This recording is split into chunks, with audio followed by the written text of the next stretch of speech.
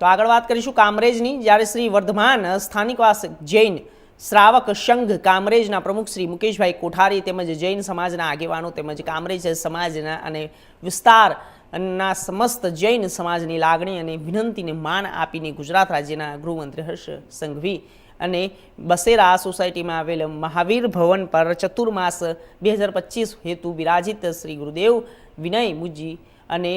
તેમની સાથે ગૌતમ મુનિજી અને મહારાજ સાહેબ આદિ ઠાણા અને તેમના દર્શન હેતુ પધાર્યા હતા, જ્યાં અસંખ્ય જૈન સમાજના ધર્મપ્રેમી બંધુઓની હાજરીમાં ગુરુદેવ એમને આશીર્વાદ અને તેમને મંગલપાઠ આપી એમનું કાર્યકાળ યશસ્વી, સફળ તેમજ રાષ્ટ્રીય દેશ હિતમાં અત્યંત ઉપયોગી બની રહે એવી શુભકામના, મંગળ કામના પ્રદાન કરી હતી।